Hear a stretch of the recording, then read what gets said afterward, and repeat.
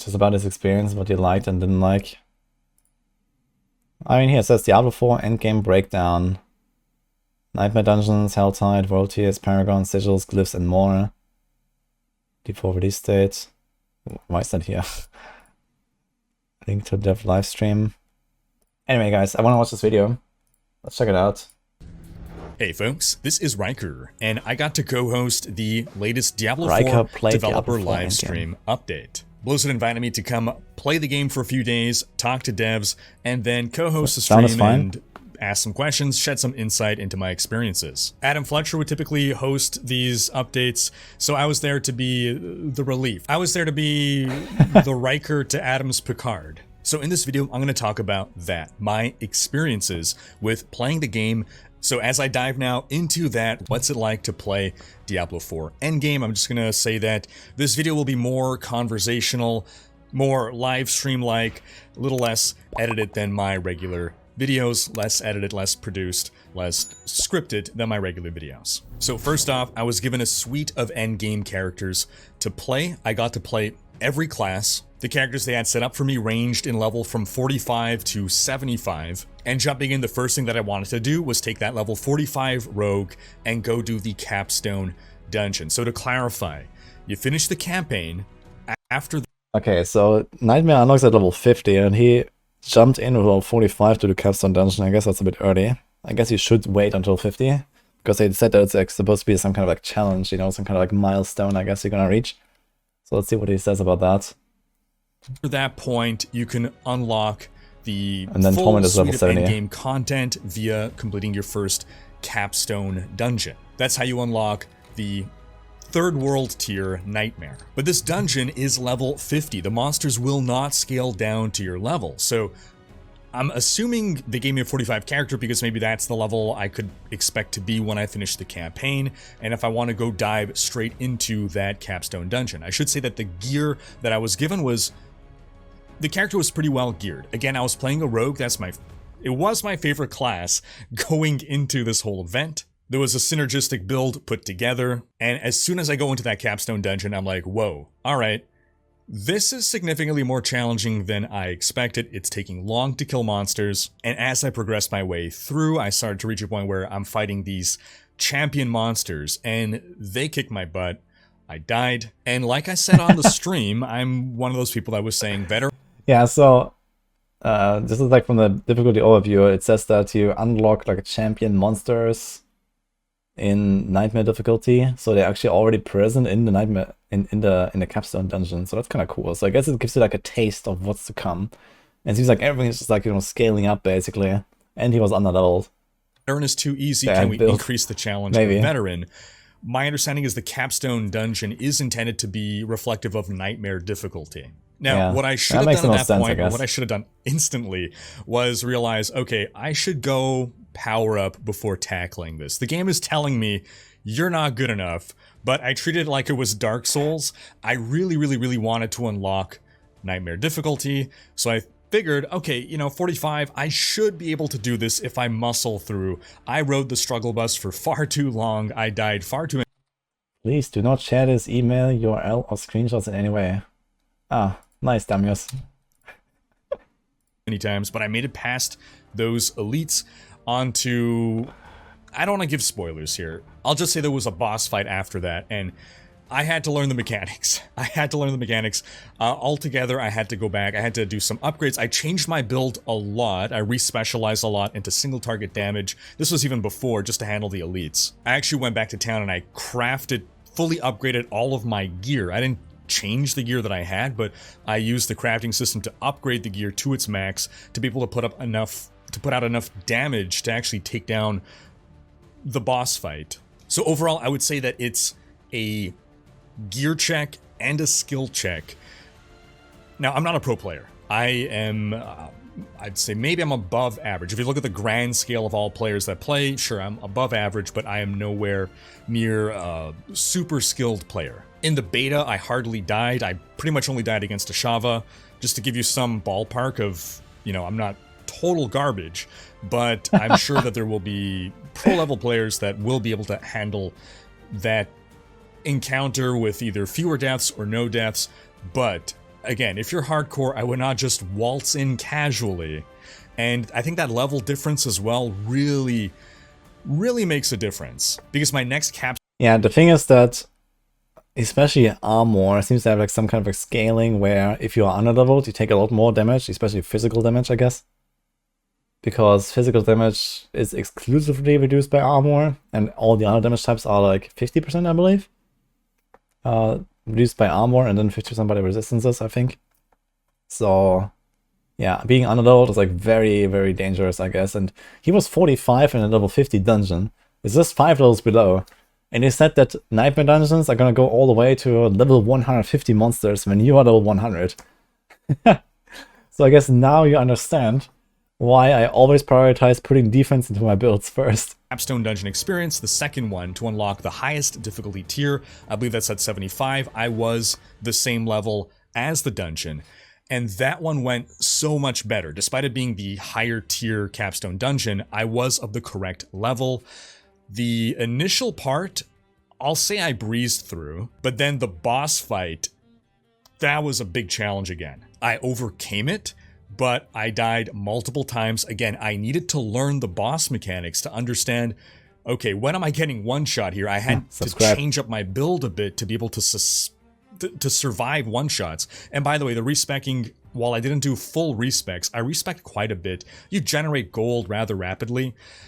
Can you do full respecs constantly throughout the day? No, but you could afford to respec quite a bit. Even at level 75, I was respecking things, I was earning back the gold. It wasn't a big deal. But again, I wasn't doing full respecs. I was redoing some Paragon nodes. I think I respec'd the whole Paragon board.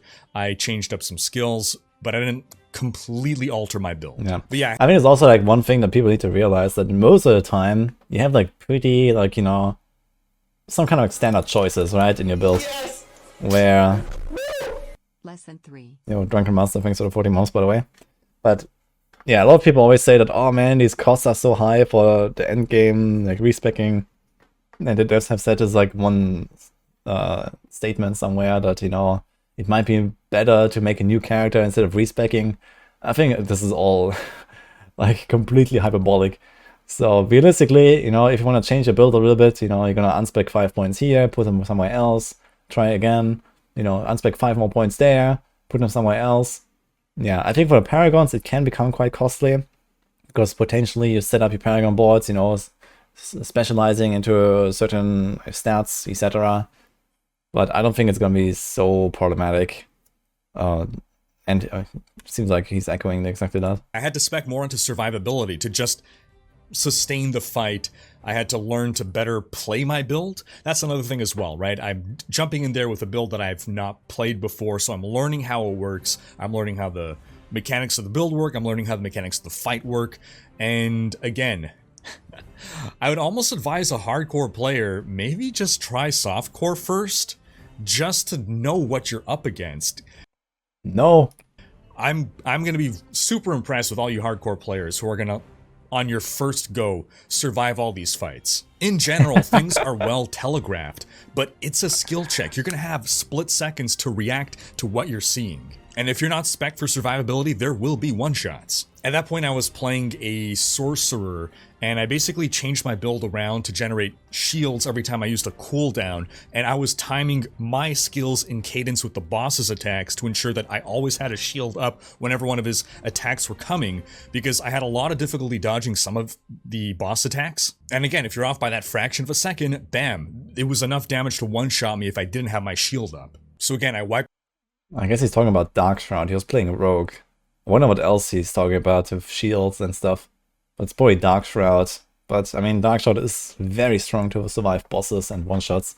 So I guess as long as you dodge enough and you try to get it back before like big attacks, you should be fine. He was playing a Sork too.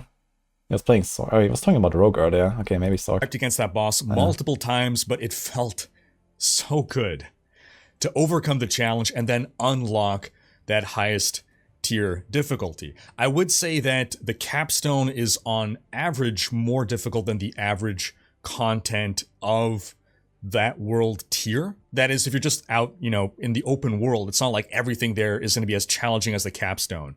That was another reason that I was trying to really muscle through to unlock it, because better loot drops in the next world tier. And that loot is then going to start powering you up more. Now, yeah, that makes sense. So in general, it seems like, dungeons are kind of like the pinnacle of difficulty. And you have like outdoor content that's kind of chill. So basically all this like, doing the whispers is going to be like, kind of like the easy content. And then like the world bosses as well, I guess. And then you have like, I guess the Helltide, like, it's going to be like a bit more action. It's also outdoor, but I guess since it's like a special event, there's going to be like more stuff going on.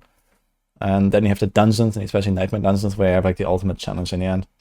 So I guess especially when it comes to like, doing your first character, you do like the campaign, you kind of skip most of the renown on the way. Maybe you pick up like the first skill point or so in each of the zones as you're going through the campaign. At least that's probably what I will do, just to get a bit of extra power on like hardcore. That would be very helpful. And then you're probably gonna do like most of the renown stuff through like side quests and exploration and altars in Nightmare difficulty. So from level 50 to level 70 or so, this is probably when you would really focus on this outdoor stuff. And then you go to Torment difficulty, and then you're gonna start slowly working on your glyphs and Nightmare Dungeons and stuff. So this is probably the way to do it. Now, to clarify, you don't need to even do your first Helltide capstone dungeon to start doing sounds like endgame content. You just only get access to Nightmare Dungeons and Helltide once you are in the World Tier 3 Nightmare. Before that, though, you could be doing the Whispers of the Dead. That's typically how you would get your first Nightmare Sigils.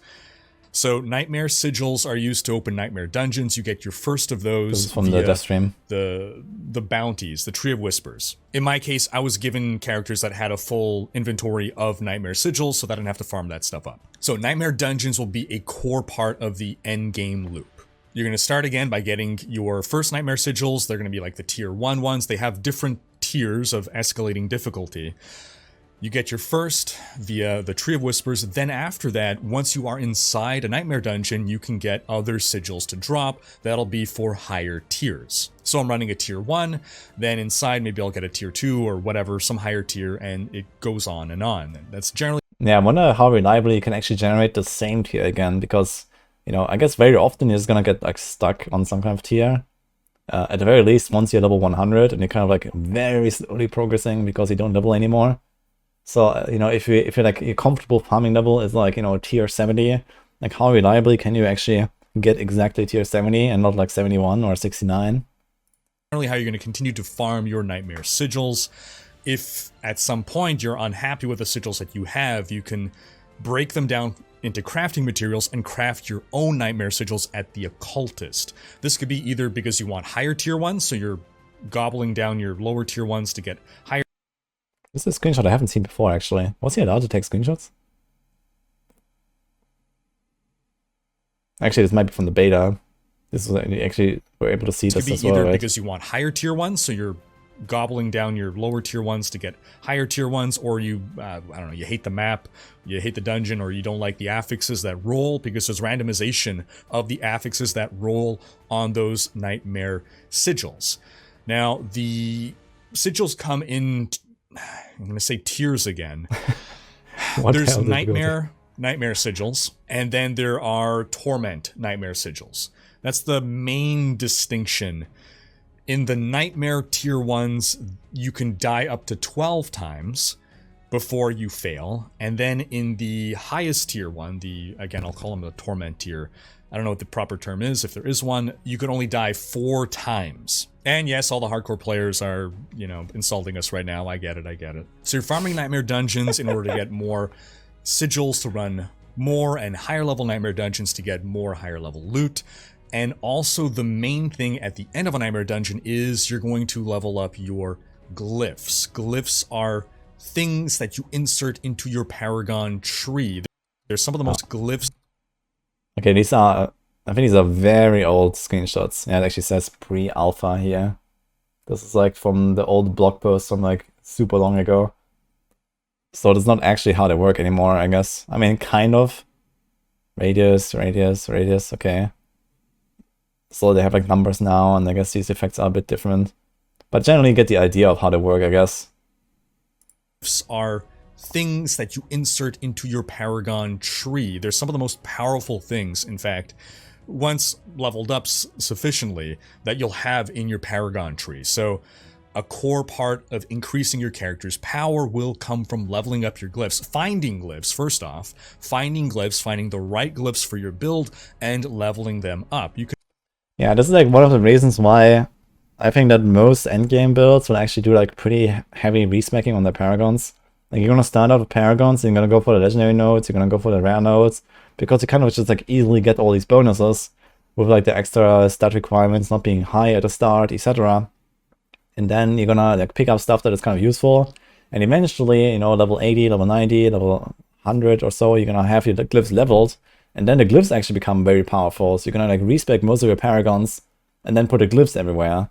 You can like rotate stuff around, put different boards just to optimize the glyphs, which are probably gonna be like, you know, like the highest power achievable. You can argue that it's similar to legendary gems in Diablo 3, but there's more complexity to it because you got to be inserting the glyphs into the Paragon board and in a slot that is meaningful. We'll talk more about glyphs in a bit here when we talk about the Paragon boards. Again, my main focus in playing the game was to understand, what am I going to be doing every day in Diablo 4? What is the experience going to be? Why am I doing the different activities that are available to me? Now, on average, the difficulty in Nightmare Dungeons, not nearly the same as in the Capstone dungeons. Capstone is definitely far more challenging. That's interesting, actually. So it seems like Capstone Dungeons is like really beefed up, actually. But Nightmare Dungeons as well, I mean, you effectively get to make them as challenging as you want, given that you could unlock higher and higher Nightmare sigils. So at baseline, the baseline sigils are easy enough to run. And if you want to be farming more rapidly and more efficiently, then you can run lower tier sigils. But again, you're rewarded because you only have a finite number of resources of these sigils. You are rewarded for not just doing the easiest content over and over, but rather for, I guess, tackling the content that you can efficiently handle. Efficiently, I suppose, an asterisk, as we figure out what efficiently means in this game. In Diablo 3, efficiently means 2.5 to 5 minutes. But all this to say that Nightmare Dungeons are certainly things where you don't have to be slamming. That's the number from 2018, by the way. Slamming your head against difficulty-wise. The most challenging things that I experienced were those Capstone dungeons. Now, one concern I have about the Nightmare Dungeons is that in the seasons, we'll probably want to do all the Nightmare Dungeons, or all the regular dungeons rather, once, but only 30 will become Nightmare Dungeons every season, and that will rotate, so there'll be different Nightmare Dungeons every season. My concern, I can already foresee people complaining like, hey, how come we could only do these 30 dungeons out of the, 115? Why can't you just let us do all 115 or however many dungeons there are in the game as Nightmare Dungeons? I don't think this is a problem. I think 30 dungeons is a pretty good number, in my opinion. Like, the thing is that you cannot decide which dungeon you're getting, it seems like, right? You just craft random sigils, you just get random sigils, they just drop random sigils. So, if you want to farm certain dungeons because you like them more, because they're better for your build, because the monster types are easier for you, or whatever, I don't think this is really a bad number, because you have like some kind of consistency in getting the same sigil, so they can like chain them back to back. People don't want to travel like 2-3 minutes to a dungeon every single time they run one. Like, you want to chain the same dungeon over and over, even if you don't have like the perfect like tier of it, right? So maybe you have like a tier 12, a tier 14, and a tier 15 of Sunken Ruins or something, and you go there, you run all 3 in a row, and then you go to the next dungeon, you have like 3 sigils of that. Then you go to the next dungeons, you have like 3 sigils of that, and in the meantime you dropped a few more of another dungeon, so you have like 5 of that one, and then just run them back to back to back. And if you increase the number of dungeons, I guess you have to massively increase the number of sigil drops, so that people actually have some kind of consistency of what sigil they're getting. So I think having like a not too large number is okay. It should be not too large, in my opinion. When has randomness ever stopped farming? And it's not about the randomness, it's just that, you want some kind of like good mix of variety, but also allowing people to farm what they want, right? If you have 115 dungeons in the pool, then you're basically never seeing the same dungeon twice. You know, until like many people will not even run 100 dungeons probably on most of the characters, right? Because at some point the glyphs are leveled and at some point you could quit the season. So, you know, 30 dungeons, even for someone like me, sounds like it's not gonna be such a big problem. You know, even if I play like all day, every day. Like look at like D3, right? When you push, there's like, you know, 2 maps that you really want. And then there's like, you know, maybe 2-3 more maps that are kind of okay when you push. And everything else you don't care about. And if you play PoE, there's like, you know, 1 map that you farm all day long and that's it. Literally. So you complete the Atlas and then you farm 1 map over and over. There are some other strategies where you don't necessarily do only that, but most people probably play like that in the endgame. So having this kind of variety where you have like 30 dungeons in the pool and you complete maybe all of them once or a few times, let's say, depending on what the leaderboards require that we don't know about yet. I think 30 is a good number. It's like, you know, it gives you like some kind of consistency, and you maybe choose, let's say, 5 to 10 of these that you really like, and you just farm those, and then you salvage all the other sigils because you don't like those dungeons.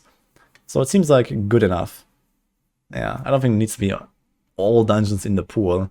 And actually, this fact that they rotate season by season is pretty cool too, I believe, because you kind of like learn something new. You get like almost like new content season by season, because you get different dungeons that you run in the end game with the nightmare sigils, and then you have to like, you know, new strategies to learn.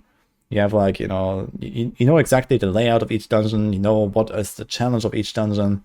And you can learn them, right? You can't, like, most people will not have trouble, like, remembering and learning 115 dungeons.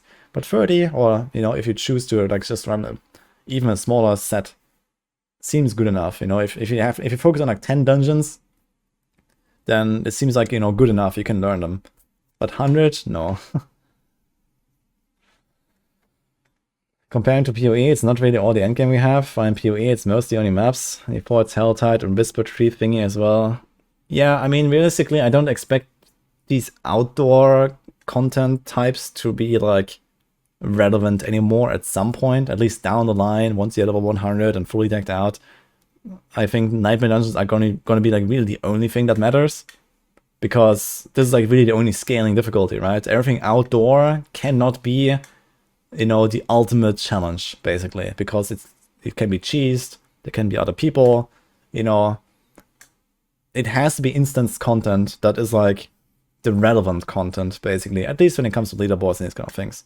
But again, we'll have to see, and not everyone cares about leaderboards as well, right? So there will be a reason to run Helltide, there will be a reason to run Whispers, you know, especially like this target farming of items that they have shown.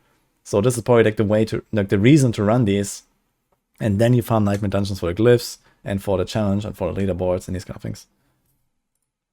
Again, this is something that we'll only really realize after we experience the season. We'll find out whether the 30 is enough or not, and I'm sure if it's not enough, yeah, I mean, it can also change the number, I guess. They'll be open to increasing that number. So Yo, that pretty Brenny, much covers the Thanos. Nightmare Dungeons. Then there's Helltide. And Helltide is where you can target farm-specific item drops. They have confirmed leaderboards, yeah. But they did not show us what they're doing exactly yet. Explain why in a bit, as well as it's pretty much the only place that you can get certain important crafting materials. So these, the Helltide and the Nightmare Dungeons, are part of your core gameplay loop at the end. You have reason for wanting to do both of them, and there are things in each that you cannot get in the other. That said, it sounds like XP farming will not be relegated to one or the other. I asked about this and they said monster density should kind of be the same, so it's not like in Diablo 3, for instance, where there is an activity to do that is the maximum XP farm. Asterisk, I'm sure pro gamers will find what is the most effective thing to do for XP farm, but from a design perspective, nothing is designed to be, oh, this is what you want to do to grind XP. So I think we didn't have time to really dive too much into it, but Helltide has a bunch of random events that can spawn within it that are different and distinct from the random events that naturally spawn in that zone. So Helltide is basically something that takes over an existing zone in the game. It, in addition to having the regular monsters spawn there, it starts to spawn demons. And in addition to that, Helltide specific events, I think they override the regular zone events. So there's a few different Helltide events that can spawn. I'm not going to get into spoilers there. There's also roaming monsters. Sorry, rather roaming boss monster encounters that you can run into. It's overall Helltide is pretty challenging. It's not slam your face against a wall challenging, but there's a marked increase in difficulty within Helltide and outside of Helltide. And yeah, that sounds really cool. I'm actually really excited for Helltide. Like if it like transforms the zone and there's like new stuff and there's like bosses running around, it sounds really fun. And then you can use that to target farm stuff, and you can use that to even farm XP. So if it's like really rewarding enough, you don't get the glyph XP, I guess. You don't get the glyph levels while doing Helltide, but it seems to have like, you know, a reason to exist. And that's important, you know. You don't want to feel like, you know, all the stuff I can get in Helltide, I can get in Nightmare Dungeons anyway. But I also get glyphs, so let's just run Nightmare Dungeons and nothing else. So it sounds really fun if there's like some kind of challenge, and if like these monsters are actually tough and bosses are tough and these kind of things.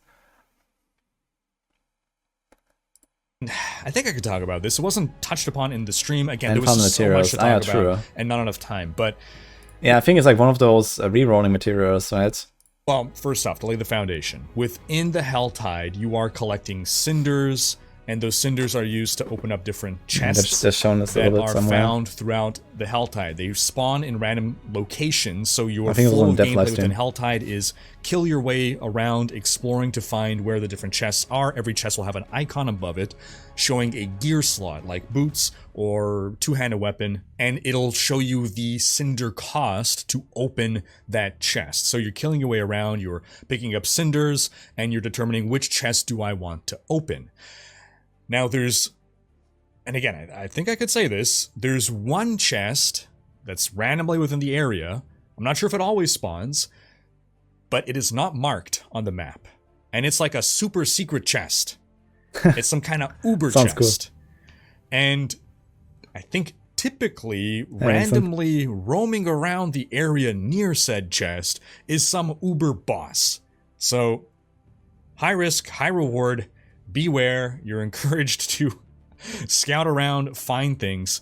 Because again, if you die in Helltide, you lose half your cinders. They don't drop on the ground, they are gone. Helltide lasts 1 hour. It's really cool, actually. So my first Helltide, I joined in with only not the 20 minutes Butcher. left, Nah, Butcher so is I only in dungeons. could farm up a certain amount of cinders. But you want to be making choices again on, alright, what gear slot am I target farming for? If you're searching for unique items, for instance, you know exactly what unique you might be hunting for. Maybe a Shaco, a Harlequin crest, rather.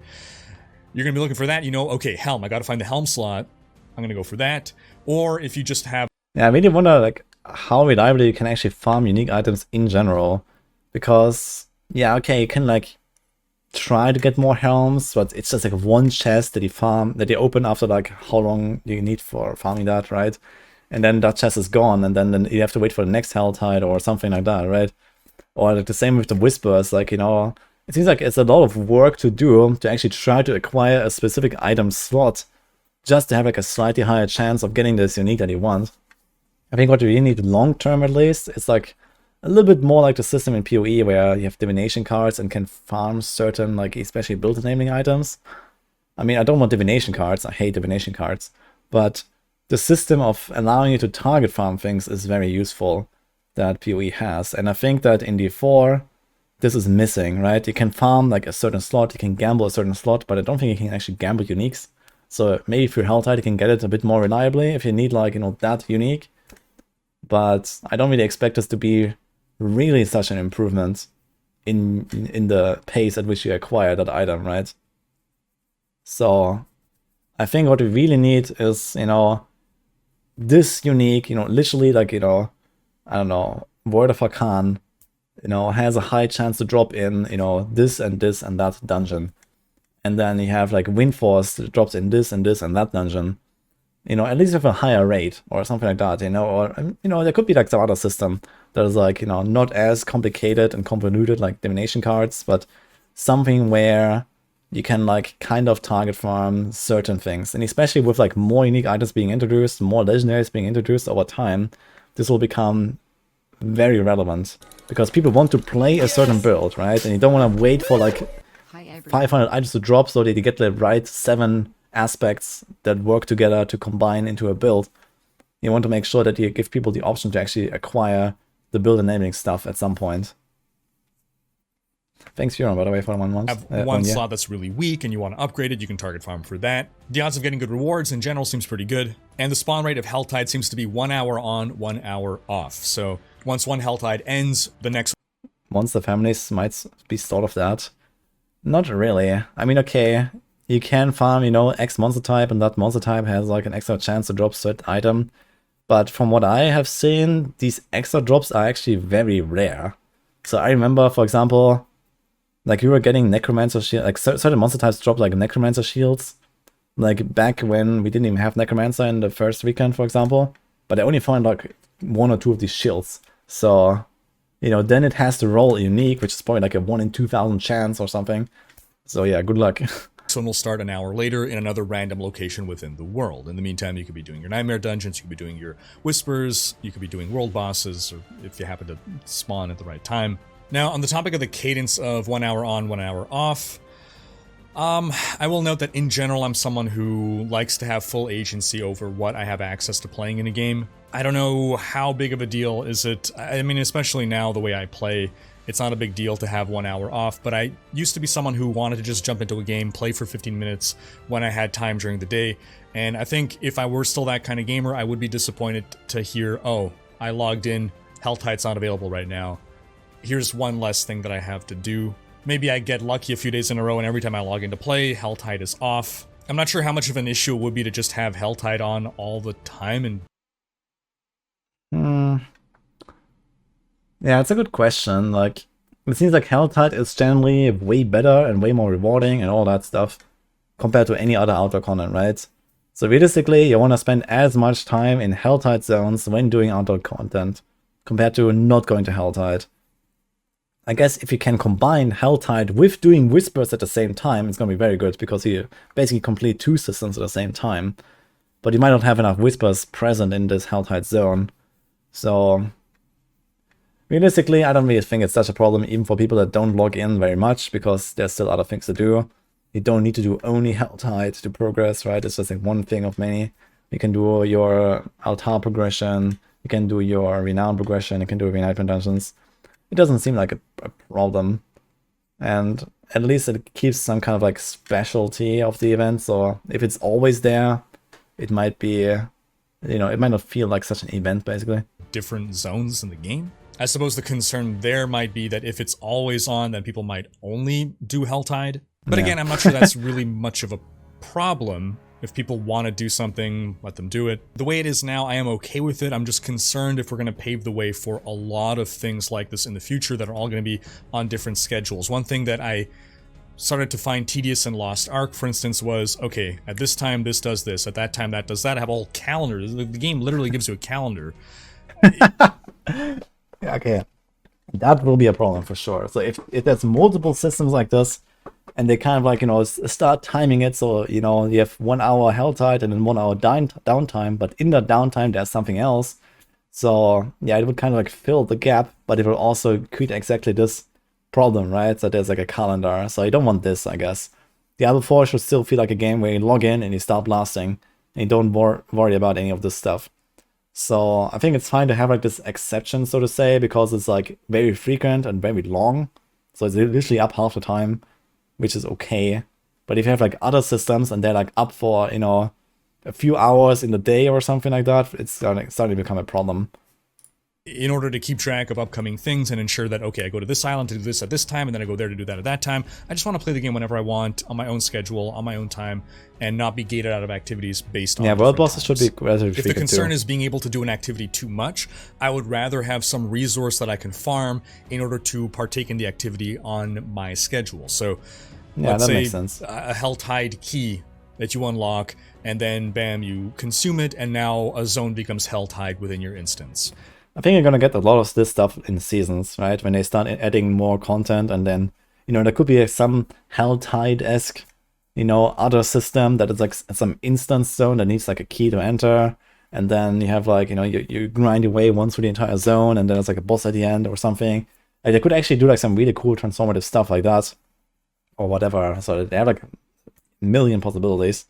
So I'm not really too worried about it, but they definitely have to make sure that it mostly remains at the choice of the player when to do what. This is important. For argument's sake, this doesn't have to be for Hell type, but for other such events. Some people suggest that for world bosses, for instance. And that pretty much covers the core endgame gameplay loop. Now, how does that all tie into progression? Well, this is related to sacred and ancestral items. So again, you're playing on veteran or normal difficulty. You have yet to unlock World Tier 3. You're only getting normal items. You're going to be fully decked out in legendaries probably by the time you finish the campaign. Otherwise, before completing your first capstone dungeon, you'll likely fill in all those slots. 2 legendaries, hopefully legendaries that are helping your build. You might even be leveling up that gear at the blacksmith to make that gear more powerful, but there is basically a finite amount of power that you can get from items below World Tier 3. Once you unlock World Tier 3, then bam, sacred items can start dropping. These items are going to be on average better than the gear you've been able to find up to this point. And this is when the gear stops leveling with you. You can get a drop that might be good all the way through level 70. So it's a little bit similar to Diablo 2. Once you complete normal, then you start playing on Nightmare, and now you get exceptional items that can start dropping. So again, the flow of progression is going to be you're pretty much maxing out your normal gear by the time you unlock World Tier 3, and then you're going to start getting upgrades again, and as you're progressing your way up to about level 70-75 to get World Tier 3 unlocked, which again, I'm sure like super pro players will probably unlock it at higher, rather lower level than the rest of us. Mind you, they'll also be farming XP far more efficiently than the rest of us, so who knows, maybe they'll wait until... Yeah, it's going to be quite interesting to see like actually how much overlap there is between normal and sacred, and then sacred and ancestral items in terms of item power. So it seems like these item qualities, or whatever you want to call them, item tiers, they have like, you know, a certain range up to which they scale or from which they start, but there might actually be some kind of like overlap zone, or maybe it's just like literally, you know, normal items are like 0 to 600. And then there's sacred that starts at 600, it goes to 700, and then there's ancestral that goes from 700 to 800, or something like that. So it seems like, especially in the end game, there seems to be like a kind of like smaller range of items. But again, as he just said, and also what the dev said, there's like this huge range, at least in the sacred items, I think, where you can get some really shitty drop and some really, you know, high level drop that you keep for a long time. So it's going to be quite interesting to see and like how this will actually feel, at least in the Nightmare difficulty, which is like the interim, right? You don't really want to keep any of this Nightmare loot, but potentially you might keep some of it very long. The Ancestral Shaco gives 4 skills and regular Shaco gives +2. And where have you seen a regular Shaco? All the appropriate level to do it. But regardless, your flow then is sort of starting the loop all over again of gearing progression where, okay, well now you're getting your new drops you got to start looking at again. In my case, I wasn't really upgrading my gear because I was given a full suite of gear that was appropriate for my build. And so legendaries were not raining from the sky. They seemed to be dropping at an appropriate rate. I did see them, but the odds of getting a legendary that was good for my build was relatively low. So I would have to not only just find a base item that was an upgrade, I would also have to find a legendary essence to extract and put onto it, or otherwise just an item that was altogether really strong. Another thing I should clarify, the affixes on the gear that I had were also well suited for my build. So now I was in a position where the items that are dropping, if they're not rolling, you know, a bunch of good affixes, then it's a lot harder to replace just because some of the numbers are bigger when I'm losing some very important affixes on my gear, such as plus to skills. You do have a certain amount of agency in re-rolling that one property if you bring an item to the mystic or whatever the character is called that lets you enchant an item and re-roll one property. But nonetheless, I was going from a build that pretty much had all the properties that were useful to me to then needing to find items that would have only one bad property that I can then re-roll into something good. I anticipate this to not be the case for most people. I doubt by the end of normal or veteran or whatever difficulty, I doubt you'll be in a position where your gear is perfect, and so it should be a lot easier to find replacements and gear upgrades as you move into World Tier 3. You will, however, start... Yeah, that makes sense. Like, he was probably given, like, you know, literally 4 out of 4 good stats items. And realistically, most of the items are going to be like 1 good stat or 2 good stats, and the rest is just some random stuff that they have on them, right? So you're going to constantly replace your gear as you level up, and then it's just like kind of like slows down over time, because in Nightmare difficulty, you're going to find second items, and they can potentially roll really high, and it's going to hold on to them until, like, you know, you're like level 90 and level 100 or so, and you have like the highest item power available.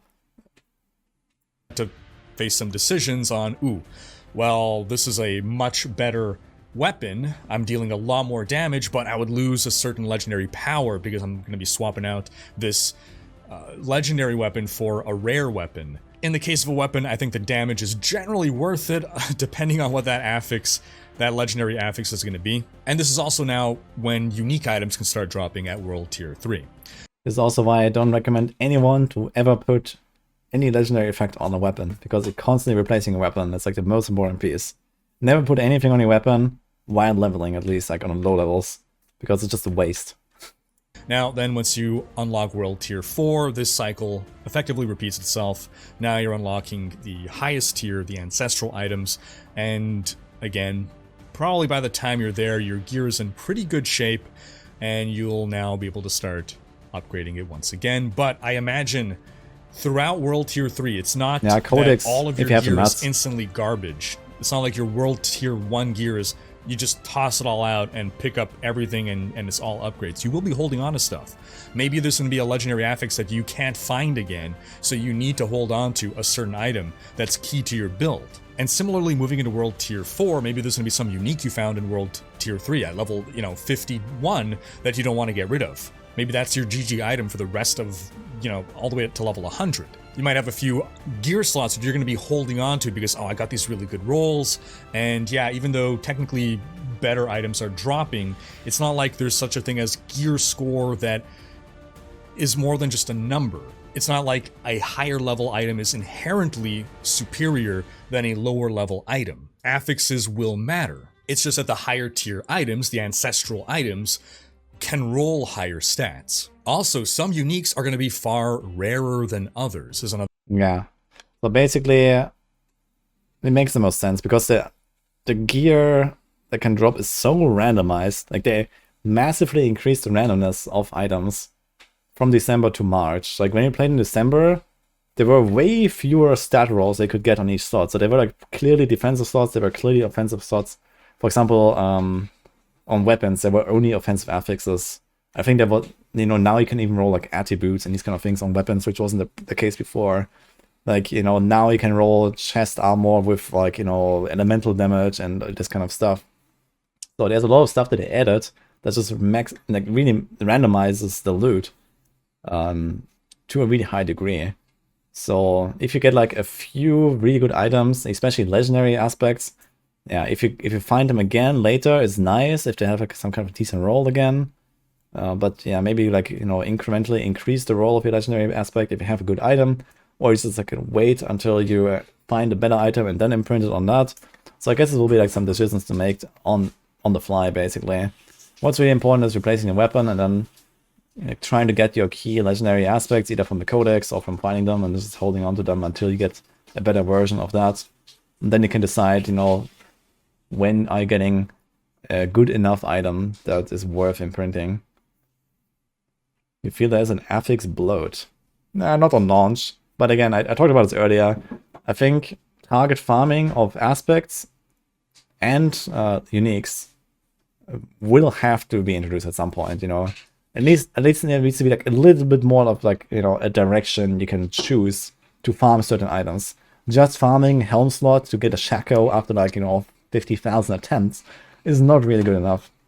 Like, there needs to be something relatively specific that you can farm for like, let's say 50 hours and eventually have like a, 80% chance to get a Shaco if you did that or something. So, there needs to be a bit of a choice in what kind of build you're playing. And if they, constantly introduce, let's say, 50 new legendary items every 3 months or something, yeah, there will be a huge affix bloat, and you're not gonna get the stuff that you want reliably. So it's very important that they give us target farming, at least very soon after launch. Another thing to bear in mind. Now, Obos is not made for that. Obos is just, yeah, you get legendaries, okay, it's pretty nice, but you don't get the right legendary, right? Okay, you gamble gloves if you want offensive aspects, because that's the only one you really care about most of the time. So you gamble gloves all day long, but yeah, if there's like, you know, 200 offensive aspects, that doesn't help you very much. Now, I didn't get to experience this because it's only something that comes from months of playing the game, but it does sound like this is the god drop that I've always been hoping for. You have some items that are super rare, or at least more rare than all the other items, such that when you get one, you feel so awesome to have found it. This is something that I was hoping for D4. Sounds like it should be in the game. Alright, now for the Paragon boards.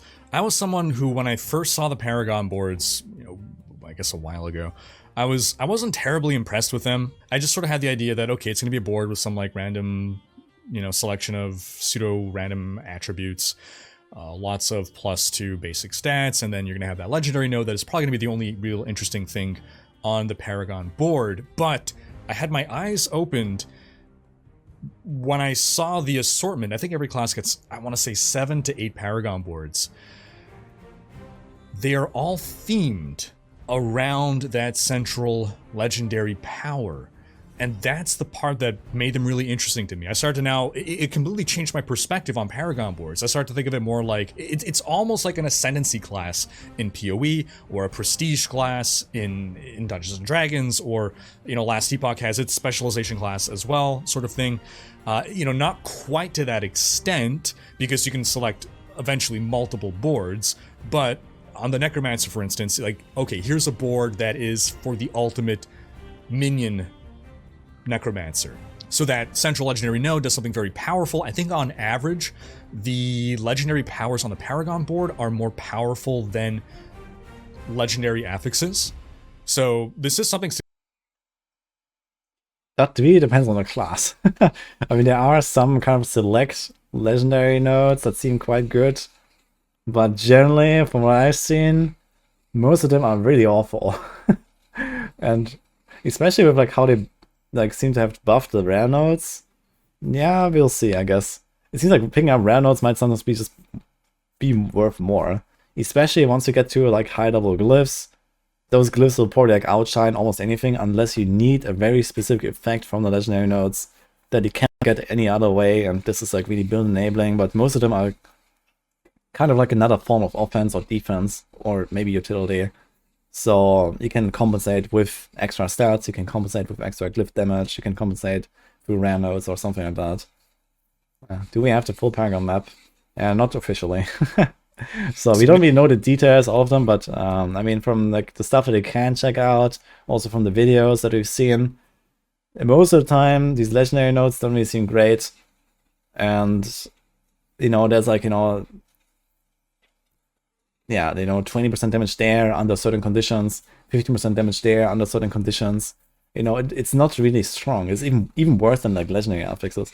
So significant. By the way, the legendary power or unique power on a unique item is a couple times. I'm not Danish. It's some multiplier on average more powerful than a legendary power. Just to put some a couple times or affixes. So this is something significant. By the way, the legendary power or unique power on a unique item is a couple times. It's some multiplier on average more powerful than a legendary power. This is what he means. Are we talking about Wind Force? Right? He's talking about Wind Force. I think that must be what he's talking about. Yeah, it's so good. Look at this. 18% chance to deal double damage on like a hit, by the way. So with Barrage, you have like around a 3.6% chance to deal twice the damage. Yes! Sick. You can choose this, or you can choose plus 68% extra damage based on your resource. Just to put some sense of scale in there. So you have, in order of increasing power, I believe you have your basic legendary powers, you have your Paragon board legendary node, and then... What is that? It's orange. Orange. Mm. Then you have your unique affix, or unique legendary power. Yo, that would MK, be the thanks for most Prime, man. powerful of the three, on average. But going back to the Paragon board, so again, you have your summoner. Okay, he said on average, the uniques are, you know, multiple times better than legendaries. So I guess if you take the Shaco, and there's like, you know, there's like 10 uniques that have previewed or so, and the Shaco is like, you know, around 8 legendary aspects in power, then yeah, I guess it's fine that stuff like Windfalls exists, right? Because the average Necromancer, that legendary power is something that is comparable to in design a legendary power on an item, but a little bit more powerful. And then you have your rare and your magic nodes that are thematically tied in. So the least interesting thing on the Paragon board is just the basic nodes, where it's just +2 different stats. And there's no such thing as main stat in D4. You could want different stats on your character for different reasons, whether you're going for more crit, untrue, I guess. whether you're going for more resource generation or what have you. Sometimes even your glyphs will make you want to build for a certain stat, because there are mechanics within the Paragon board that turn on or activate based on how much of a certain stat you have. So you might find yourself building a stat for the sole purpose of unlocking a better effect on the Paragon board. From a design perspective, this was the idea of, okay, in D2, for instance, there are certain items that you cannot equip unless you have X strength. They wanted to... Yeah, generally I like that there's no like hard stat requirements, at least on gear. They put the stat requirements into the Paragon boards, and yeah, you have to kind of like think about it a little bit, like, you know, which Paragon boards are going to attach first. Or again, like what I discussed earlier, like most likely what will happen is that at level 100, you're going to respec most of your Paragon boards, because first you go for, you know, just like some rare nodes that are useful, and then some legendary nodes that might do something before you actually have leveled your glyphs. But once you have that, you're probably going to like respec most of your Paragons at level 100 with fully maxed glyphs, and then reassign stuff again in the right order to min-max everything. But I guess this will only really happen for the try-hard players anyway. I guess a lot of people will probably quit before level 100, like on the casual end, and it won't really matter. So you're kind of like just taking whatever you can and you go with that. But yeah, for the for the try-hards, yeah, you're probably gonna do something like that. And then it comes down to putting them in the right order for the start requirements. But it seems nice. It's like some extra like theory crafting thing, you know, something for like min-maxing that will keep people interested. So I kind of like this idea. Will it be possible to make dollar while playing Diablo 4? Yes. By the way, subscribe. To take that same concept, but make it less punishing and move it elsewhere. So they have it on the Paragon board where, well, if you don't have this amount of a certain affix, you won't get this more powerful bonus effect. So to use as an example, on the Paragon board for the Ultimate Summoner Necro, the legendary power could be something like your minions deal 10% more damage for each minion type you have, thereby encouraging you to use all the different minions and rewarding you for doing so. Then your individual rare nodes could be stuff like plus 15% damage to Skeletal Mage. And then the blue nodes could be something like plus 5% to Minion Armor. But they're basically all themed, again, outside of the regular nodes, they're all themed around the central theme and fantasy of the Paragon board. Now, one issue with the Paragon boards is you can't plan ahead. There's currently no planner built into the game. So once you unlock the Paragon boards, well, now you might want to completely change your build, or otherwise, I guess what you would do is you would see what build am I running now, which Paragon board best fits the playstyle that I'm going for. Alternatively, you might say, oh dang, this is a really powerful Paragon board, or now that you're seeing them all, you might decide, okay, I want to combine these and I'll completely respec my build around the Paragon board. Overall, I definitely hope that at some point they can add into the game a Paragon board planner. I'm sure that there will be external resources, websites that people can go to in order to do this planning. I just like when things are available to us within the game, the less you need. Yeah, what he mentions here with the planner is definitely a really good thing to have. It's also like something that people already complain about with just the skill tree, where, you know, you want to try to assign a certain skill point somewhere far down in the bottom of the tree, And for that, you have to unspec something, but you have to unspec something from also somewhere in the bottom. So sometimes you have to, like, you know, some Tetris with, like, you know, putting a skill point there so you can unspec this, then putting a skill point somewhere else, and unspecking the one that you put there as like a interim. So this is kind of annoying. There should be like some kind of, like, you know, like editing mode, I guess. And the same will probably apply to Paragons, where potentially you want to, like, you know, completely unspec a board and put another one there. It would be nice to kind of like build everything without actually spending the gold on each single click, so that people can maybe do mistakes or can rearrange things once they figure out something better. And then you like block it in and you're done. So this would be the best case scenario. But I think in general, most people won't really have to worry that much about the min-maxing of Paragons, because Paragons is mostly about choices. As long as you have like some kind of like efficient pathing in your Paragons, it seems to me that you're doing fine no matter what. So, you know, as long as you kind of like know what you want, like you get to level 50 and then, or level 60 or whatever, you can get like a first Paragon board attachment. And then you can choose, right? You can see all the Paragon boards, and you see a legendary node. And as you described, they're always themed around a certain legendary node, like the minion thing that you described. So there's like the skeleton legendary board, and then there's minion damage, there's skeleton armor or whatever. So you kind of know what you're getting just by attaching that board, you know, almost no matter how. And then just going around and picking up the rare nodes that you want and the magic nodes that you want. And then you go to the next board, and you can kind of keep it quite simple if you need to, without worrying that much about the min-maxing, it seems to me. But of course, for like the tryhards, there will be a lot of, like, you know, number crunching, I think. Thank you, SJ Sketch, by the way, for the few months.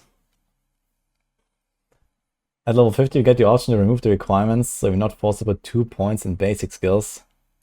That would be pretty cool, actually, because, yeah, if you have like a non-basic skill build, like, you know, there's actually a bunch of rogue builds that I have theory crafted already, where you just have to put 2 points in the basic skill and you don't actually want to use a basic skill. So that would be really nice, actually, if we could, if you could get rid of the requirements altogether. That would definitely open up a lot more like theory crafting options as well, I guess, in the late game.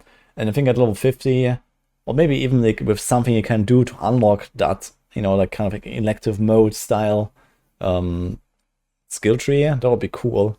If there was like some kind of like milestone, you know, some challenge or whatever you can do in the late game that allows you to do this switch basically and open up a few more skill points and stuff. Thanks for the prize, by the way, Keldin and Dane Valley. I will play Hardcore Rouge on launch, yeah. The goal is World vs. 100. Yes! Need to tab Thanks out, as well, Don Carton. have a second monitor up to do things, I think, in general, empowers players, because not everyone is going to go do that. Not everyone will go to these other websites and use build planners and whatnot. I feel quality of life stuff should be in the game itself and not have to come from the community. I love community resources, don't get me wrong. I always love when the community comes and adds to the game, but I think a lot of that stuff generally should be in the game by itself. One of the issues is that you can't look at what the Paragon boards are unless you are currently at a gate node. That's one of the nodes that'll connect to a new Paragon board. So it just makes it more difficult to plan when you can't be just bringing up a menu that shows you the Paragon boards, unless you are literally in the process of adding a point to unlock a new Paragon board. But yeah, that definitely seems like very easy to add though. Literally just like, you know, you open the Paragon interface and then you can click on, you know, boards, you know, and then you have like a drop down of like the 7 boards or something that you haven't assigned yet. So that seems like something very easy to do. Overall, but I was someone like who previously didn't think the Paragon system was that interesting until now I got a more holistic look at the Paragon system, and now I find it far more interesting. So again, I got to play all 5 classes. Going into the week, my order of preference of the classes: Rogue was my favorite, followed by Necromancer, Sorcerer, Barbarian, and Druid and Dead last. Thanks, Mighty Marshall for Prime too. The Barbarian and the Druid being classes that I wasn't crazy about, and the other 3 being classes that I enjoyed and would want to play. I think that order has completely reversed now. I still believe I'm going to start with a rogue simply because rogues have super mobility, but that mobility becomes less meaningful when the content becomes more challenging. Mobility is always important for evading damage, but hypermobility lets you get more rapidly from quest to quest, so I think it's going to be the fastest to go through the campaign, but you start dropping a lot of those mobility powers when you're facing higher difficulty things in order to deal more damage or have more damage mitigation. So my 45 character was my rogue. I mean, in general, what will really matter is damage mitigation more than actually damage output. Especially with what he described of like the capstone dungeon being very hard and, you know, it's very tough to survive. Of course, having a shorter boss fight helps you to survive, but if the boss fight is long anyway, you will have to play around the mechanics, and then, you know, playing around the mechanics is easier when you're not getting one-shot. So this is, you know, again, another reason why I'm really emphasizing defense on most of my builds. So I always try to get as much defense into my builds for the endgame stuff that I'm really crafting. That might be why why that was my least favorite, just because I really slammed my head against the wall difficulty-wise. My favorite was, I played two different druid builds. My favorite was the permanent werewolf stormcaster druid. It felt so good. I was never at resource loss. The build it just gelled. Now, I need to stress, I was given fully synergized items and toolkits. These were fully put together and thought through builds. So what is the experience with just random gear on and a random build? I can't speak to that. I mean, these builds were made by the people that said that leveling to 100 will take like 180 hours, which I believe to be absolutely untrue. So, let's see. But I just love the gameplay flow of that druid build. It felt so smooth, which was in stark contrast to my experience in the beta. And then my second favorite was a barbarian. It was a berserking build. It all revolved around benefiting from berserking as much as possible and buffing berserking. And again, it felt really good to play, really smooth. I'm not crazy about melee in general, so it was a step down from the druid with regards to just what I enjoy playing, but the build felt good. Then my third remained the sorcerer. I played a lightning build. And to clarify, the build that I was playing has all the changes that they listed from the last patch that we covered last week. So it wasn't the same, you know, overpowered lightning sorceress that we had in the beta. Yeah, sorcerer remained as my number 3. And then my number 4 was the necromancer. The necromancer, I was given it was a blood army build. And so it was this combination of using Blood Lance while also having minions. It was a pet build that also had me doing some of the active damage. Well, yeah, talking about those hours and stuff in the chat right now. So 150 to 180 hours is what they said for leveling to 100. But I mean, I covered this already in the video, but what I said is basically this range is way too small. I mean, the performance of bad players versus good players is going to be way closer in Diablo 4 compared to other Diablo titles. Like if you compare, for example, Diablo 3 noobs to Diablo 3 like endgame blasters, you know, endgame blasters are literally 1,000 times or more efficient, for example, in XP per hour farming, right? So that is not happening because of the lack of, you know, ridiculous scaling mechanisms that Diablo 4 has. So it's like a lot more down to earth, a lot more streamlined, a lot less, you know, power creep and all that stuff, where you actually have, you know, this room to grow, you know, beyond, you know, what other people can do, basically, right? So of course, better players will be more efficient, but I don't think that bad players, like even slow players, will necessarily need that many hours to reach max level. I don't think this is really realistic. I think, you know, people that have a bit of an understanding of what they're doing will probably not need that long. It seems like a very high number, but I mean, we'll see. Maybe it is very long, but, you know, 1 to 25, if you're kind of chilling, is like 3 hours, 4 hours, you know, and then 1 to 50 or like 25 to 50 is, you know, maybe another 5 to a maximum 10 hours, I would say. The way I would expect it to go. And then you're already in the endgame difficulties, right? Then you're already in Nightmare. And then it's 50 to 100. I mean, how long can it really take? Unless it's something like, you know, level 99 in D2 or level 100 in PoE, where the last level is like literally like half of the grind, right? And in that case, you're just gonna stop at level 99 instead of level 100. Or you're gonna stop at level 98. And then of course, you know, if 98 to 100 is like 100 hours, then it makes sense. Yeah. So, but even but then it doesn't matter, right? Like no one cares about getting to 99 in Diablo 2. Like, no one cares about this one more skill point that you get. There's no other, like, real gain, right? It's just, like, the least valuable skill point that you can potentially add to your build that you get for the longest grind possible. The same with PoE. So, you know, if the last level is, like, literally 100 hours or something like that, then, yeah, okay, it takes 150 hours to reach max level. I guess that makes sense. But I guess if they want to be, like, somewhere in the range of how other ARPGs work these days, talking about D2, talking about D3, talking about PoE, you know, yeah, you need to invest way less than 150 hours to really, you know, get somewhere, I guess, right? If you're talking about D3, like if you play like 50 hours, like relatively efficiently in D3, then you kind of set up, you have decent paragons, you can do stuff. And in PoE, like if you play 50 hours efficiently, you know, you're gonna be like level 96, whatever, 98, maybe even 100, probably not 100, but, you know, kind of close. And the same with D2 these days, right, of Terror Zones. So if you play like 50 hours, you're probably getting really close to like 98, 99 already. So yeah, realistically, I don't see them having this insane exponential curve at the last stages of leveling. I guess they want you to max out, you know, kind of like in a smooth pattern. So like every single level will just take a bit longer than the previous level. So that's how I expect it to go. If that is the case, I mean, it depends on how much longer each level takes. But yeah, let's say the slow player is like 5 hours 25, and then, you know, how much longer can it take to 50? Let's say 10 hours, you know, it's like double the time to get to 50, so it's 15 hours total. And let's say double again to 75, so it's like plus 30 hours, so it's like 45 hours, and then let's say double again from 75 to 100. Yeah, so if it doubles like every 25 levels, the hours needed, even that doesn't really end up at like 150 hours or so. So, but yeah, we'll see, I guess. It just seems like a very high number. But on the other hand, yeah, never underestimate how casual some people can be, I guess. So maybe 150 hours is actually the right number. But if someone actually is like very casual, then they might not even play 150 hours to even get to 100, right? So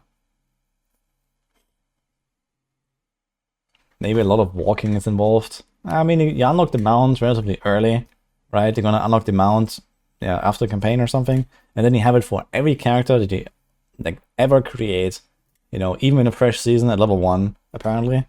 So yeah, the walking is not gonna be the problem, I think. Like, you know, the walking between waypoints with a mount that, let's say, I don't know what the mount speed is, but let's say the mount speed is like 250% or something. Like, it's probably going to be higher than the maximum you can reach by walking, I imagine. And the maximum by walking is 200. So you can probably reach like waypoint to waypoint in like a minute or something like that. So you can reach like pretty much anything in the world in like a minute or so with a mount, I guess. It doesn't really seem such a problem. So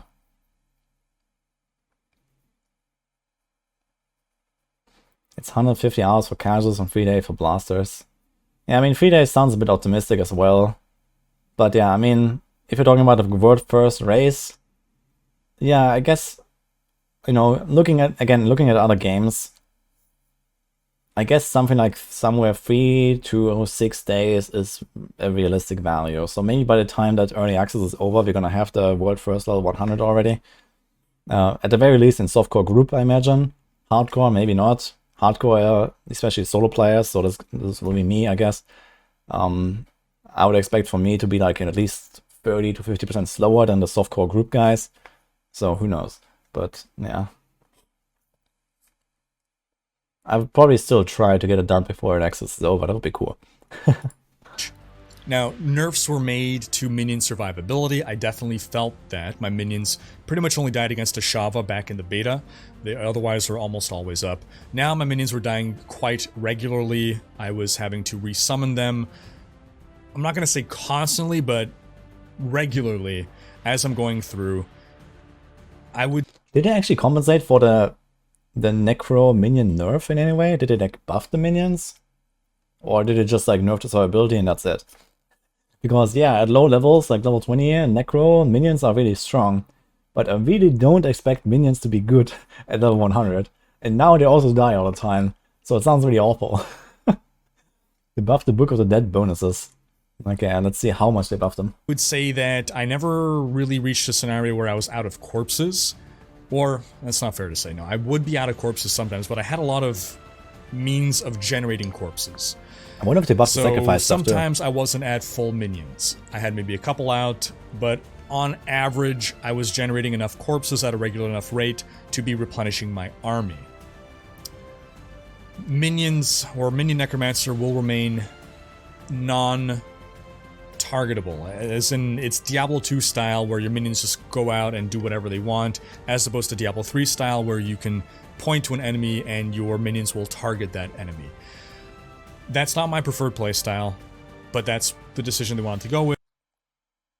I mean, these days there's not a single minion build in Diablo 3 for Necromancers, right? I mean, there are builds that have minions, but there's no minion build, right? So, yeah, it doesn't matter after all. There are people that like dumb minions that'll just go do their own thing. And again, not my preference, so I don't really see myself going Summoner Necro. I really like that ability to point at an enemy and say, please attack this. That said, it's not that I had a lack of things to do. I could still be, again, I had my Blood Lance, so I was still actively doing quite a bit of stuff during the combat.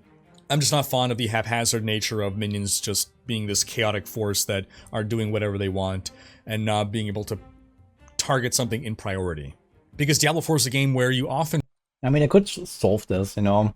There could be like legendary aspects that make them more aggressive or less aggressive, or there could be like legendary aspects that, you know, teleport your minions or command your minions and also give them some bonus with, you know, using another skill of that. You know, you cast Blight and then enemies affected by Blight will be targeted by minions or, you know, stuff like that, I guess. So I think this is something they could also add down the line and then keep this kind of a chaotic playstyle, D2 style, and then also have like some more like, you know, targeting and stuff. It literally says that next. Okay. Thanks for 2 years, Essex, by the way. I do want to be targeting things in priority.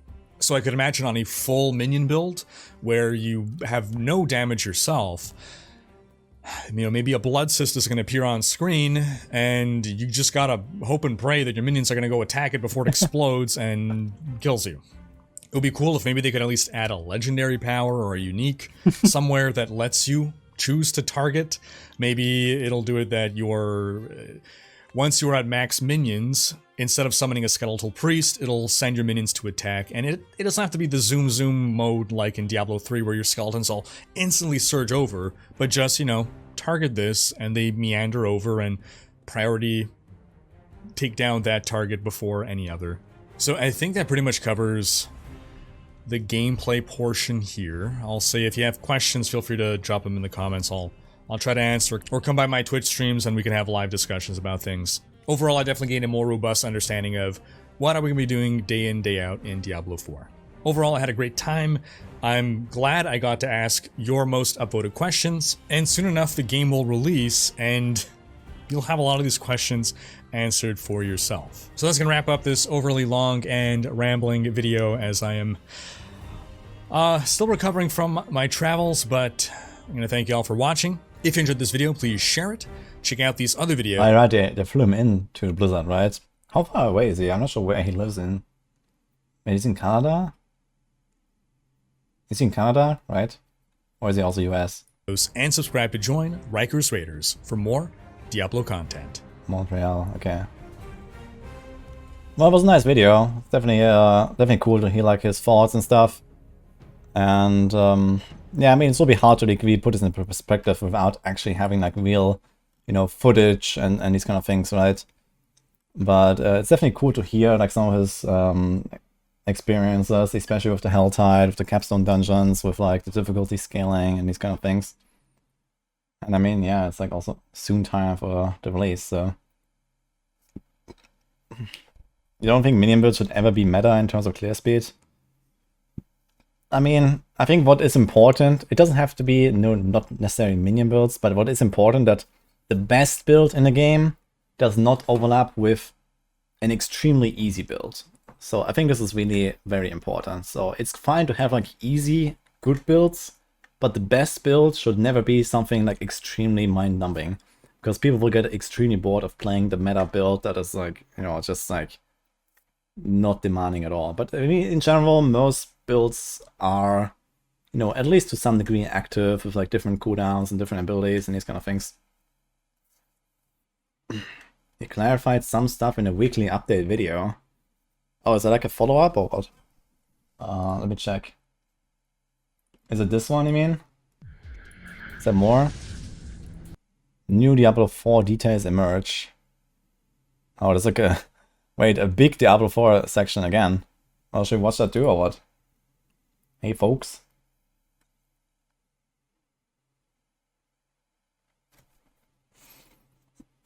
Microsoft acquiring Blizzard got blocked. Yeah, like I wrote this on Discord as well. They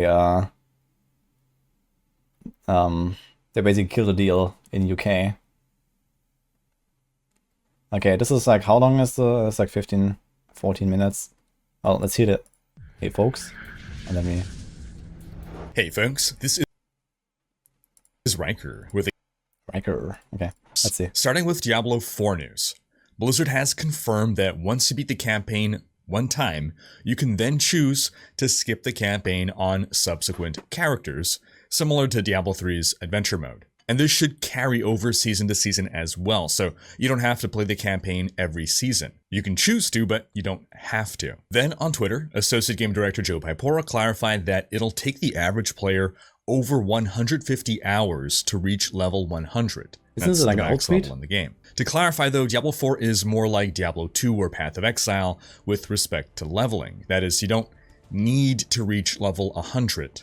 Most players don't. The last 10 levels in particular, or the last 5 especially, become a giant grind. It probably takes about as much time to reach level 90 as it does to go from 90 to 100, or...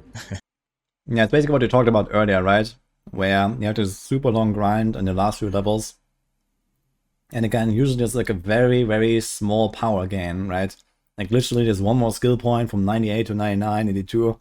Like who cares, right? So you don't get anything of like really significance. And even here, like, you know, those like, let's say 10 Paragon points will probably not be enough to reach like a new board and like, you know, a new glyph or something like that in those cases.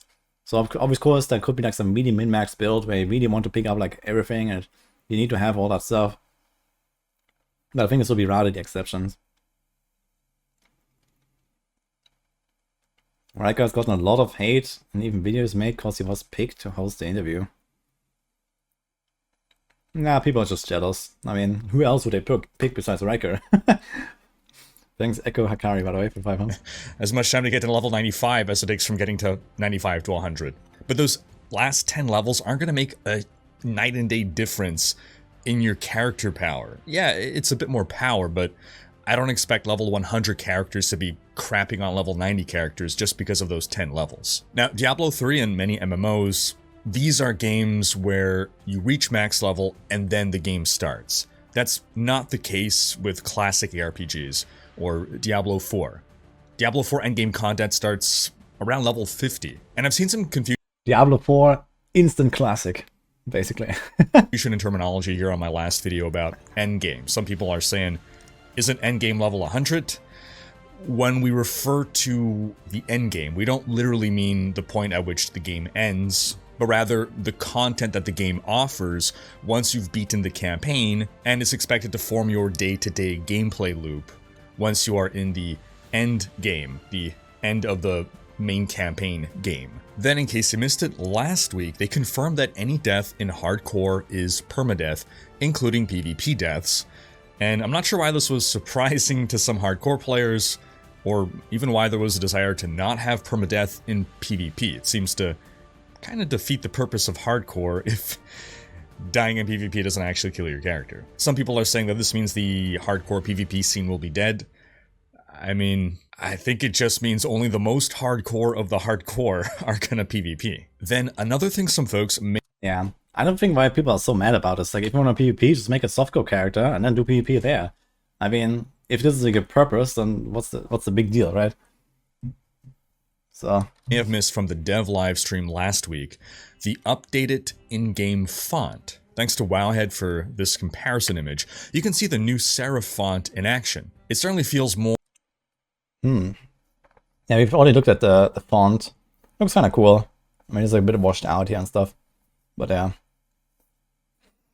We'll have PvP on hardcore. Yeah, I think like every season end, like last day of the season, we're gonna do like a big, last man standing hardcore PvP, free for all kind of thing. It's gonna be very fun. And otherwise, I mean, I want a PvP, but I'll definitely do it on softcore. I mean, I'll definitely go around and wreck some noobs on hardcore, why not?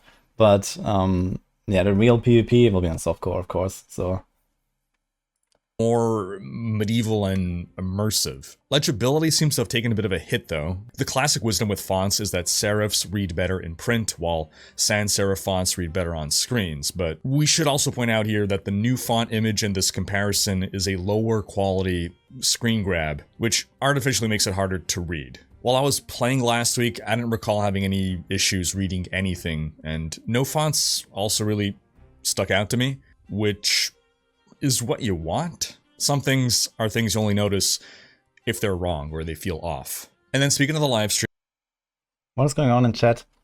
Yeah, are you talking about pet builds? I mean, yeah, I mean, there's no harm in pet builds being good, but what I just said earlier is just like, it doesn't have to be a pet build, like, any kind of like, brain dead, spin to win barb or whatever, like the easiest, like a super easy build should never be the best build. That's basically the argument.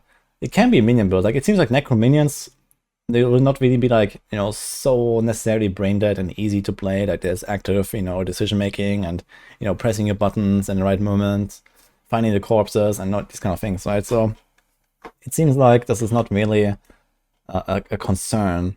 In general, I think they have tried to make like all builds some kind of like, active play style with, not just literally brain dead holding down whirlwind until everything dies. So there's always, like you have to use your buffs, you have to figure out your resources. So there's definitely things, but I guess the desire of people to have like brain dead easy builds is very high. And this means that people like me will make brain dead builds for people that want to play brain dead builds. But again, it's important that the meta will never be a brain dead build, because then things get really problematic. Because a lot of people will not like that. Especially like the more tryhard players, especially the more like, experienced players, etc. I've released a video this week talking about my experience playing Diablo 4's Endgame at Blizzard's offices. In the video, I break down Diablo 4's Endgame loop and how the various activities tie together. This sparked some new questions from you folks. I've answered some in the comments on that video. I'll answer a couple here as well.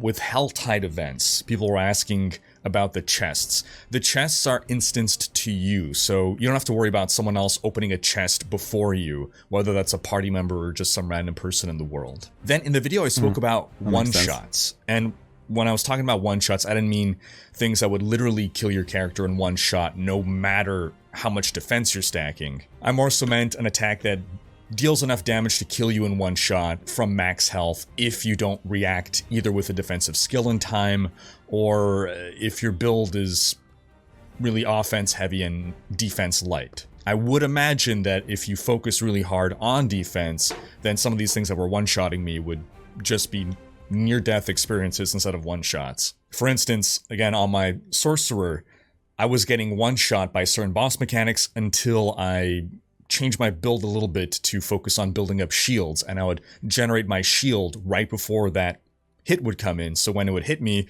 it would remove all my shield and take me down to maybe 10% health, instead of just obliterating me completely, and then I can pop a potion and keep on with the fight. Then another point of clarification, when I was comparing the relative power of legendary affixes, unique affixes, and legendary paragon nodes, I said that the order of their power felt like legendary affixes, then legendary paragon nodes, and then unique affixes. I still feel that that's the case, but I need to point out that there's a really wide range of power among legendary affixes. Some are really strong, and there's a lot of legendary affixes that are better than the paragon board legendaries. But if you're looking at the codex legendaries, in general, the Paragon legendary nodes seem more powerful than those. And given that a Paragon board just adds one more legendary when you're already stacking several legendary powers, I doubt unlocking Paragon boards will make you want to completely respec your character just to fit a legendary node. I think what you're going to do is you're going to just look for the legendary board, legendary node that best fits your build. And given the variety that there are, it seems like there should be one for your build, no matter, hopefully more than one choice. I know I felt like I had a couple choices that were top tier for whatever build I was running to decide between. And something that I didn't harp on. Our specialization is the technique slot. You can put like one of the weapon expertise effects as like a permanent effect for all weapons, basically. And we can check the build after this bonus, so let's just go through this. I want to see what else he says, and then we're going to do more theory crafting after that. I hope Poison Druid gets better in endgame. Poison Druid seems really strong actually, especially with the werewolf stuff. So at least on low levels it's very good. But so replace your current effect or add on top, so you end up with 2 effects. What is that about? Ah, you mean for the barbarians? Yeah, you get 2 effects, I guess. Yes, you have your current weapon and then you get the one that you chose. So this is how I would assume it to work, because it's kind of something you unlock, right? It's like the reason to have it. So now not main Barb. Barb is probably like my number 4 class, maybe number 5 actually. So my favorites are Rogue, Druid, Sorg, Barb, Necro. But yeah. Barb is my number 6. Yeah, it seems like right now there's no restrictions on respecking, but it costs gold, so you don't want to do it too much. But you might want to do it in some cases. For example, like Rhykker was talking about those capstone dungeons. So it might be that, at least for the purpose of these like pretty hard boss fights, for example in the sniper dungeon or the capstone dungeon, or maybe for like, you know, the final boss of the campaign or something like that, you might want to like unspec a few points, you know, pick up some single target, pick up some defense, and, you know, remove some AoE stuff because you might not need it against a single target. So, you know, for example on the Rogue, you know, you have like Shadow Imbue, and Shadow Imbue does not really do too much on a single target. Gives you like it's a crit, and that's basically it. So you can just unspec all this stuff, you get like, you know, 3 points, 6 points, whatever, and then put it into like Dark Shroud, for example, that you might not run for just like speed farming the low levels, but it might be really good on the boss fight. So tier list still the same after all this new info. Yeah, I mean, in grand scheme of things, not much has changed, I guess. Nearly enough. The glyphs that you insert into the Paragon boards, being these upgradable endgame chase items, are likely to become the most important parts of the Paragon boards for, at least for really invested players. If you're going to be more casual and you're not going to be hitting level 90 plus, glyphs may not be as big on your radar. This is just my guess here. So those legendary nodes might be more interesting to you, but those glyphs, picking the right glyph, leveling them up, putting them in the right spot on the right board, doing all the theory crafting and planning around those glyphs, planning your entire Paragon board path around your glyphs, I think that's what the really advanced players are going to be focused on. Now, yes. We also learned this week that mounts will unlock after completing a certain quest within the campaign. There was some confusion here because past information said that mounts would unlock after the campaign, but the update is that there's a quest to unlock the mounts during the campaign. We don't know exactly when in the campaign this happens, could be towards the end, but in the beta, we had seen it stated in-game that mounts would unlock after completing the quest Donan's Favor.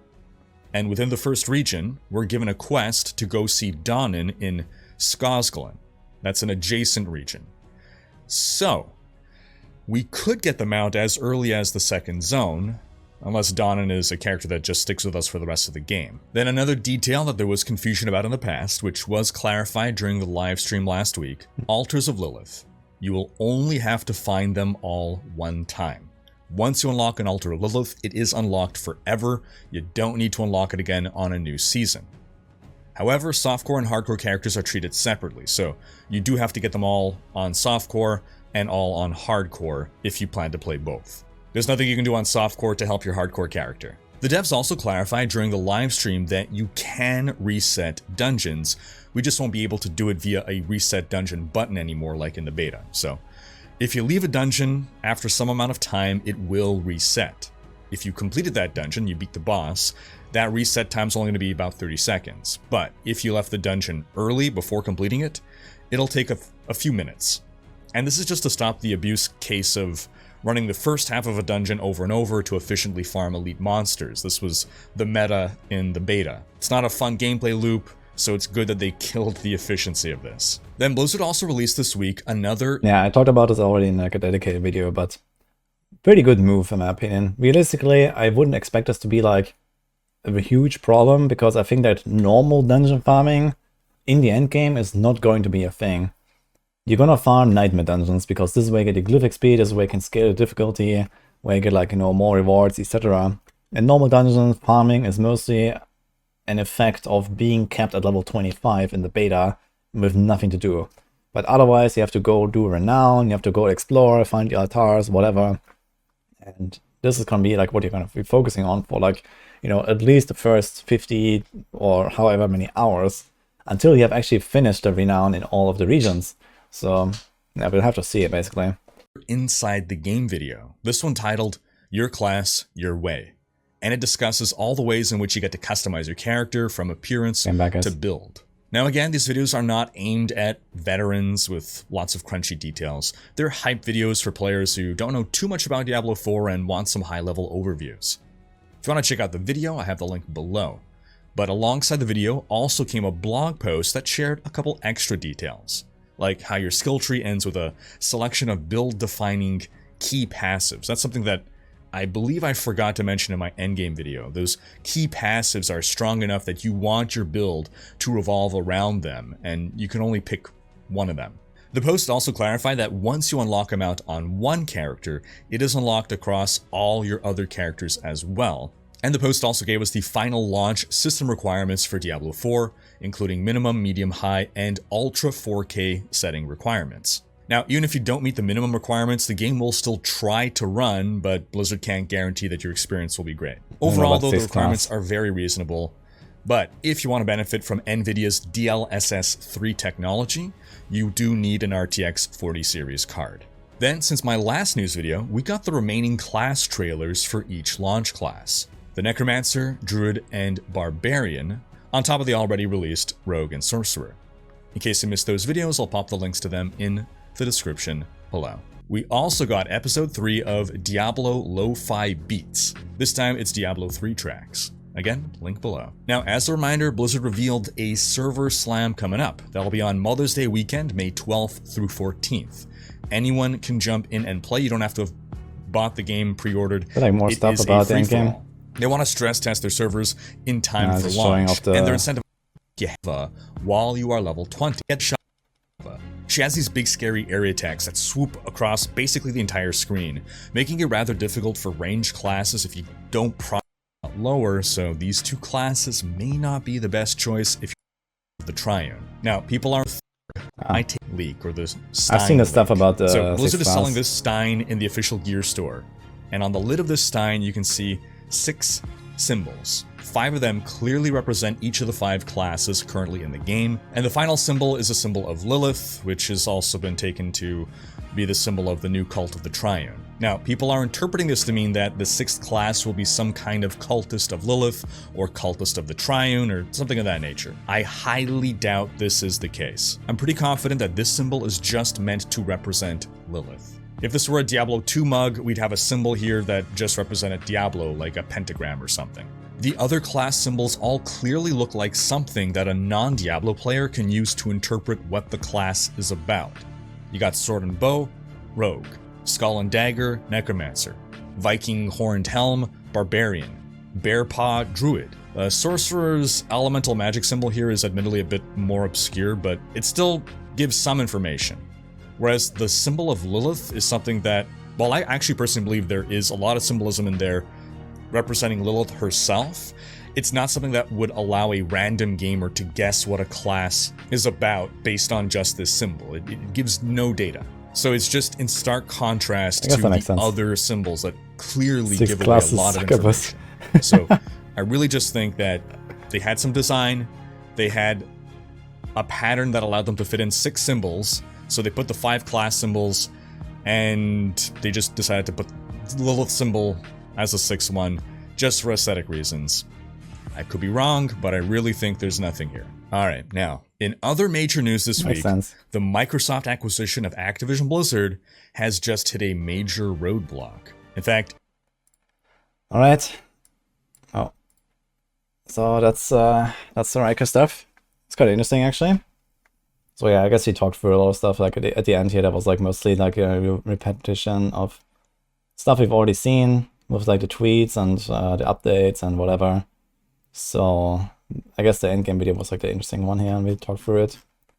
But it was pretty interesting.